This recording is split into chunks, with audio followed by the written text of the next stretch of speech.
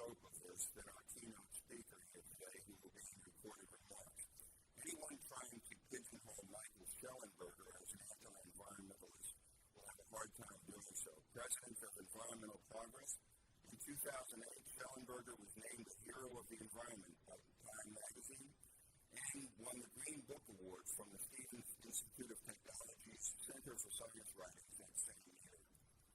His 2020 book, Apocalypse Now, this is where I get to do my Johnny Carson routine, Why Environmental Alarmism Harms Us All, is an international bestseller. It's been translated into 15 languages. Mr. Shellenberger was recently interviewed by Thomas Jefferson Institute Senior Fellow Stephen Hinger, and we have him reporting here now for the keynote. Thank you. And thank you for being interested in these topics. Energy is obviously essential to many of the things that we all care about, both the future of our economy, the natural environment, national security issues are at work here. So we're at a very critical moment, a very critical crossroads in American energy policy. We're now seeing many of the consequences of over-reliance on weather-dependent energy sources, on renewables. We've had blackouts in California 3 years in a row that have all been directly related to the state's over-reliance on solar panels, manufactured in China, imported to California. No solution to the waste disposal issues. Nobody's really even thought about it. We're now seeing in Texas, they overinvested in wind energy, and they experienced a bad cold snap this winter, which should have been prevented had those resources been invested to weatherizing and winterizing the natural gas plants, and instead that money went into renewables. We've now seen over the last few months some very significant revelations about how solar panels are being manufactured in China. People thought that solar panels became cheaper because of greater efficiency in converting sunlight to electrons, to electricity. That's not the case. The efficiency improvements over the last 10 years have been about 2 to 3%. It's not very much. The prices came down for 3 reasons. The Chinese government massively subsidized the production of solar panels, tens of billions of dollars. It basically destroyed the solar industry in the United States and Europe. We now know that the Chinese have been making solar with the dirtiest form of energy on the planet, which is their very dirty coal energy. And we also now have revelations that the labor that has been used to make solar panels in the Xinjiang province in China is coerced forced labor. It's labor that is Muslim Uyghur labor. There's about 1 to 2 million Muslims that are in concentration camps. These are the words that the analysts use to describe it. The Biden administration has confirmed that this is genocide, which is occurring in Xinjiang in China. This is where most of our solar panels come from. We've now seen that the German parliament, the Bundestag, has also said that this is evidence of genocide. And so there's been new restrictions placed on the import of solar panels, and the price is going to go up. We've also seen the Harvard Business Review published a study a few weeks ago showing that just the cost of safely disposing hazardous solar panel waste, all solar panels turn into hazardous waste at the end of their lifespan, which is 15 to 25 years. There is no plan to deal with that waste, and once you deal with the cost of the waste, the cost of electricity from solar ends up being 4 times higher than they had anticipated. We're also dealing with the consequences of the expansion of wind energy. Wind energy is even less reliable and predictable than solar energy. Everywhere in the world that significant amounts of wind energy is used, electricity prices go up. Germany and Denmark have the most expensive electricity prices in Europe. It's because of their heavy reliance on renewables. All you need to know about energy, I say, you can learn from Germany and France. These are 2 very similarly sized countries right next to each other. Germany spends almost twice as much for electricity that produces 10 times the carbon emissions as French electricity. And the reason is because France gets over 70% of its electricity from nuclear, and Germany's been phasing out nuclear and trying to ramp up renewables. I just wrote a column for Forbes. It's a phenomenon I also document in my book, Apocalypse Never. But I just published an article in Forbes a couple of days ago about how German carbon emissions went up 25% this year compared to the same period last year from the electricity sector. And part of it was the economic rebound post-COVID, but a big part of it was that wind energy produced 1/4 less electricity this year than it did last year. Why is that? It's because there wasn't very much wind. And so this keeps happening where they install more wind turbines, but there's just less wind. And so you realize that people had said, oh, we got 50% of our electricity from renewables in 2020. Well, they only got 43% in the first half of 2021. And that's not because they didn't have as many solar panels and wind turbines. They had more. It's just because of a change in the weather. So the final thing I'll add here is that those of us who really care about the natural environment, I was an advocate for renewables, but we kept finding local grassroots environmental groups that were opposing very large industrial wind and industrial solar projects off the coast of Cape Cod, in the California desert. We're now seeing desert tortoises are being killed to make room for industrial solar farms in the California desert. I changed my mind about renewables when I understood that they just require significantly more land. Princeton University just confirmed about 300 times more land on average to generate the same amount of electricity from a wind farm or a solar farm as from a natural gas or nuclear plant. So for those of us who are concerned about the natural environment, who are concerned about endangered species and biodiversity and want to see more land protected for those species, we really need to speak out against this overemphasis on weather-dependent industrialized solar and wind farms and really put a stronger emphasis on nuclear energy, which produces zero carbon and can actually replace fossil fuels, and on abundant natural gas, which has been the main reason that the United States has reduced its carbon emissions 22% below 2005 levels, which is 4 percentage points more almost than what the U.S. committed to reduce them under Paris climate agreements and under cap and trade legislation, which never was implemented. So again, I want to thank you all for having me and for inviting me on. I think that what you all are doing in Virginia is extremely important in terms of getting America back on the right track in terms of energy and the environment. Well, again, as you saw, and I shared the information with you, and you may have followed it when it happened, our legislature is all in on 5,200 megawatts of offshore wind, 2,700 miles off the Virginia Capes, off of Virginia Beach, and probably in the neighborhood of 13,000 megawatts of solar, of new solar. Some of it will be utility owned, some of it will be merchant generators, but tens of thousands, if not hundreds of thousands of acres of solar. So, I mean, are you seeing around the country, are you seeing around the world that the public is waking up to these problems, or is the assumption just that there's no problem and it's full speed ahead? No, there's active resistance to industrial wind farms everywhere in the world right now. In fact, the president of France, Emmanuel Macron, just gave a speech where he recognized there's a huge movement against industrial wind farms in France. The movement against industrial wind in Germany has basically blocked the expansion of transmission lines and industrial wind farms. There's a movement in Nebraska to stop them from building transmission lines and industrial wind turbines in whooping crane habitat, which is bonkers because there's so few whooping cranes. It's this iconic, American endangered species that Audubon famously portrayed.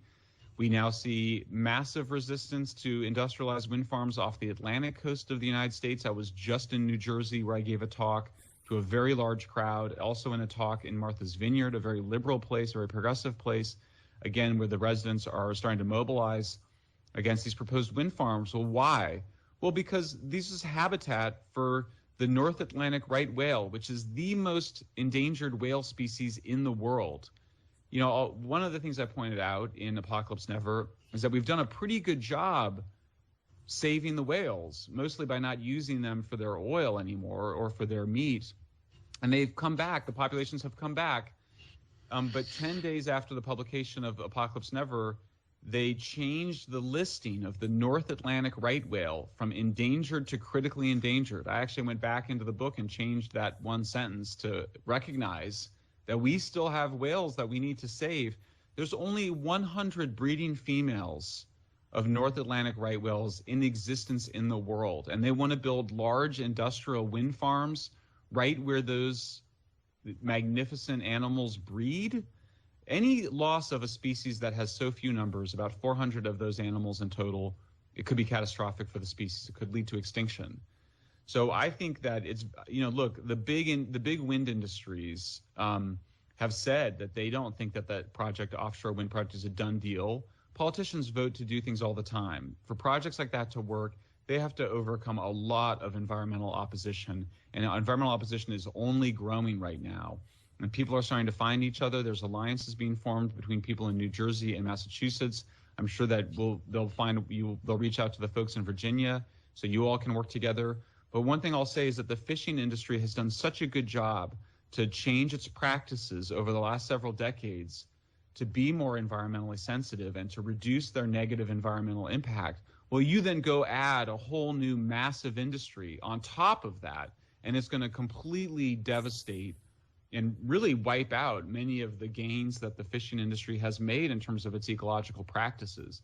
So what we've seen now is really an alliance between the fishing industry and local conservationists to push back against these offshore wind plans, which could be really quite catastrophic, both for the North Atlantic right whale, but also for anybody who makes a living, harvesting scallops, lobsters, and all the incredible sea life that attracts people to the East Coast. The Dominion project, it just filed on July 2nd for the beginning of its EIS process. But my understanding is that this administration, the Biden administration, is rapidly accelerating those reviews and may make it harder to use that process to raise those issues. I'm not sure if that's what you're finding, but there's been a lot of discussion that it's going to be kind of a fast track process for this project in Virginia. I think that they say that. You have to remember, I was a supporter of Cape Wind, which was a proposed wind farm off the coast of Cape Cod, and I believe that the developer spent something like $100 million in 20 years trying to get that project done, and they couldn't get it done because there was so much grassroots environmental resistance to it. It was why I changed my own mind about renewables, is that how could I support destroying this beautiful scenic landscape, the scenic seascape, for an amount of energy that is less than half of the energy from a single nuclear reactor. We have 97, 98 nuclear reactors in the United States. It doesn't make any sense to go and destroy an incredible seascape for such a tiny amount of energy. So I think a lot of that's bluster. I don't think that I think that we should actually accept them in their quieter moments. The wind industry acknowledges this is not a done deal. I mean, how are they going to justify all these cables and all this ship traffic to build this industrial wind farm when there's only 100 breeding females left of North Atlantic right whales? So I think the main thing that matters is really what people like you guys do. This is really your call to, I think, for people of Virginia and for people that really care about the natural environment as opposed to the idea of the natural environment, to really step up and make the case for these iconic species, for the fishing industry. Really, all that matters is that we find each other and that we make friends with each other and that we start to work together, because that's ultimately what all politics depends on. It just depends on us explaining to our fellow Americans that renewables have very significant environmental impacts, and that, I find that people are in a trance state. They're in an almost hypnotic state about renewables. They just think that they're something that they're not. They think that solar panels are magic and that they're made in some sort of high-tech industry rather than being made by basically enslaved people living in concentration camps. They think that industrial wind farms somehow harmonize us with the natural environment. They don't know that they threaten not just endangered whale species, but also all sorts of really spectacular, iconic, and endangered bird species, bats, insects. All are really potentially negatively impacted by the expansion of these really land-intensive and material-intensive energy sources. One of the most interesting aspects of your book was the discussion of how various economic forces kind of behind the scenes were working to kill off America's nuclear industry, and unfortunately having a great deal of success, especially right there in your home state of California. Has that reversed at all? Is there any sign that the American public is turning back to nuclear as for both the energy density and the environmental aspects, or are we still fighting that battle that people are terrified of nuclear plants? Oh, heavens no. We're seeing a huge change. I mean, I would say, including particularly among young people, people under 30 particularly, they don't understand why baby boomers are so paranoid about nuclear power. They think of it as kind of a joke. They They just just don't, in this they just, movie. they just don't understand. You know, I think it's important to remember that baby boomers and to some extent Generation Xers like myself were subjected to decades of misinformation. They were traumatized in the 1950s. Children were taught to hide under their desks. They were taught that nuclear weapons and nuclear power plants are the same things. There's one of the Simpsons creators is on Twitter right now expressing all sorts of concerns about nuclear waste, which is something that is literally why it should be. It's nuclear waste is what makes nuclear the best from an environmental point of view. It never hurts anybody, never will. Easy to store, as contrast to solar panel waste. So Easy to reuse. I mean, you can even reuse it in many cases. Absolutely, we will reuse it. Of course, we will. It's just too valuable not to reuse. So I think that there is a huge shift that's occurred, including among people to the left of the spectrum, progressives. They have seen my TED Talks. My TED Talks on nuclear renewables have now been viewed over 7 million times. There's not really even a debate around the importance of nuclear in people that are knowledgeable about these questions. So it's only a matter of time, I think, before the American people realize what a special technology this is, why the United States has to stay involved in this technology. It does have a national security component to it. It's not the same thing as nuclear weapons, but we do need to have a nuclear scientific and technical community to support. And I would just say, I think there's a lot of people that have been battling wind turbines around the country and solar farms in their backyards, and they've never really understood why nuclear power is important. But when a nuclear power plant shuts down and all the money flows into building out wind and solar farms and carbon emissions go up, I do think people start to understand that you need nuclear, if only to protect communities from the onslaught of industrial wind and solar plants.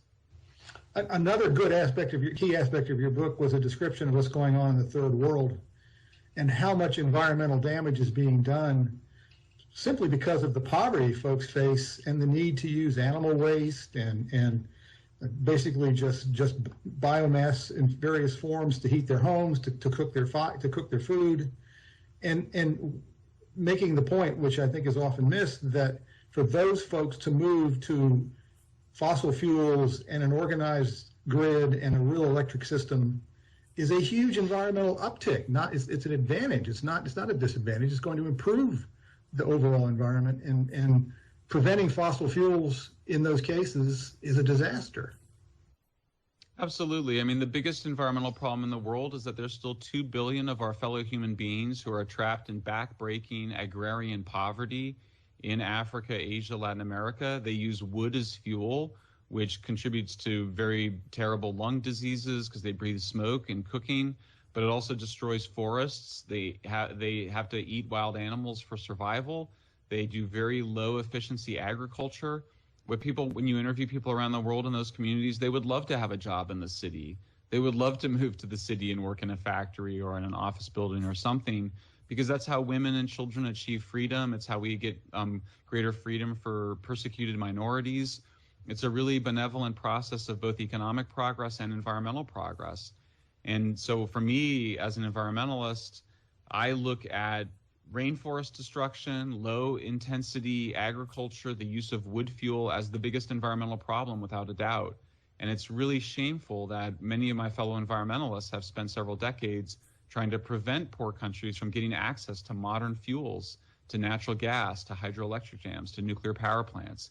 It's unconscionable. It's how people lift themselves out of poverty. We should really be outraged by that. And it's notable to me that the same people trying to shut down nuclear power plants are the same people trying to stop poor countries from getting hydroelectric dams or from getting natural gas plants.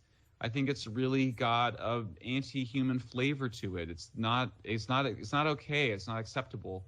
And what I hoped with Apocalypse Never is that people will be able to see how all these things are connected, why defending nuclear power plants in rich countries, defending the right of poor countries to use fossil fuels so they can develop are all one and the same in terms of they're all a single part of a humanistic approach to the environment, a pro-human approach to the environment. And I think the way to think about all of this is that energy density determines environmental impact. So we move from wood to coal to petroleum to natural gas to uranium. Every step along the way, you're using less natural resource. You're using the environment less, and you're producing more energy. We want more energy, and we want less natural resource consumption. So you're trying to increase energy density to reduce material intensity, material throughput, and therefore waste as well. So looking forward, what are the technologies that are in the works that show some promise that could, again, create some very low carbon or no carbon choices? Is there indeed a reason to look towards hydrogen? Is there indeed a reason to look towards some of these other technologies, or is the best move to go forward with the proven ones we have now? Yeah, I mean, in the book I describe, in the 1950s and early 60s, most people understood that the positive environmental future required moving from coal to natural gas and then eventually to nuclear. We would have these nuclear power plants that produce both fresh water from seawater through desalination, that would produce hydrogen, first from natural gas and then from water, that would produce fertilizer, that would recycle the wastewater from cities into fresh drinking water, which is what a very big nuclear plant in near Phoenix, Arizona does. So a positive, I mean, the truth of the matter is there's no reason the human environmental footprint shouldn't decline significantly over the next 50 years. We're already using much less land for growing food and producing meat than we were 20 years ago. As we move from coal to natural gas, our air pollution and carbon emissions have been declining in the United States for 15 years. They've been declining in Europe since the mid-70s as they've moved from coal to natural gas and nuclear. Eventually, we will go from the use of natural gas as for cooking, heating, and transportation to using hydrogen gas. It's going to take a while. Look, long term, probably 100 or 200 years from now, even our jet planes will be powered by hydrogen fuel. They'll fly like rockets, and we'll be able to go from New York to Australia in an hour. Similarly, we'll have even more futuristic nuclear power plants, but all things in their time. And for now, we have perfectly good nuclear energy technologies that we should be expanding. In 100 years, we'll switch to the kinds that Bill Gates is proposing. We'll switch to hydrogen fuel cell cars. It's not going to be electric cars. They're too heavy. They use too many materials. They're not efficient. It's a big, I think it's a disaster waiting to happen in many ways. I think there's some uses of lithium batteries that are really positive, like in our laptop computers and on our cell phones and even in bicycles. But cars and trucks and things like that, they're going to require much more energy dense fuels. So I think the main thing here is just that we need to get our heads right. We need to evolve our consciousness, as environmentalists in the 60s like to say, and we need to have this positive view of a world where all 8 billion, going on 10 billion people can live high energy lives, but with reduced environmental impact because we're moving up the energy ladder and we're producing more food and products using less materials because we're so much more efficient at it. You hinted at you sort of mentioned the move to the battery. I mean, there are two elements of this in Virginia that have not really gotten a lot of exploration. One, of course, is going to be a huge push to create storage to go along with the renewable. But the other push that's sort of being ignored is that behind the scenes, there's also a very large push from these folks, not dealing with electricity, but dealing with everything else in the economy. There are indeed places in this country where you can no longer connect a house to a natural gas line. You can no longer connect a factory to a natural gas line. We've had in Virginia here major battles over pipelines, and frankly, the environmentalists have won them all over the last 5 years. Stepping away from the electricity sector, what are the pitfalls of trying to electrify every other aspect of our economy? Look, I think, it's ironic because honestly, among energy experts, there's a pretty strong agreement that we first need to decarbonize electricity before we're going to decarbonize transportation, heating, and cooking, which are the other major uses of energy in our society. So my view is let's scale up nuclear from its current 19% to 50% by 2050, go to 75% by 2075. Along the way, we can provide some amount of energy in terms of hydrogen for these other end uses like heating, cooking, transportation. But lithium batteries are a very heavy metal alternative, that chemical alternative that do not provide the power densities that hydrogen fuel cells require, or even gasoline require. They obviously don't allow the refueling. So I'm concerned by this overemphasis on electric cars. I think if you're rich and you can afford a Tesla, that's fine. Go ahead and pay for it. I don't know why we're subsidizing them. I don't know why my neighbors in the Berkeley Hills, one of the most affluent neighborhoods in the United States, I don't know why I'm subsidizing my neighbors to have solar panel systems and Tesla cars. It's regressive. Every time you're subsidizing solar panels, it's regressive, because only more affluent people can afford big solar systems on their rooftops. So I think that one thing is to get back in touch with some sensitivity for taking care of our fellow human beings, our fellow Americans. I think we've allowed a kind of apocalyptic view of climate change, which is obviously erroneous, to cloud our thinking. Climate change is real, and we should take action on it, and we are taking action on it. We've reduced our emissions 22% since 2005, mostly by fracking for natural gas to replace coal. But this idea that somehow we need to start using electric cars, we need to make energy expensive, all of that's taking us in the wrong direction. We made our emissions go down in the United States by making energy cheaper, not by making it more expensive. We made natural gas more abundant and cheaper. We need to do the same thing with nuclear power. All of these proposals, which require making energy more expensive, which require increasing dependence on China-made solar panels or on wind turbines constructed around the world, it's a terrible mistake. It's bad for the environment. It's bad for the economy. It's bad for America's national security. This has been wonderful. It's been very illuminating. If you could take 1 minute and mention any websites or other sources you think our viewers or our audience should go to. Yeah, I would just say please read Apocalypse Never. It's a best-selling book. It's been translated into 15 languages. If you haven't read it, please buy a copy. If you have read it and you liked it, please buy copies for friends and relatives. It's important in particular for young people to read the book. I dedicated it to my children. I wrote it at a high school reading level, so most people should be able to read it pretty easily. It's full of really interesting stories and characters. The second thing is you can go to our website, environmentalprogress.org, to discover all of the facts and figures and data that I'm describing. And then check out my TED Talks, Why Renewables Can't Save the Planet, Why I Changed My Mind About Nuclear. It also provides all of the information and the facts and figures that I've laid out here today.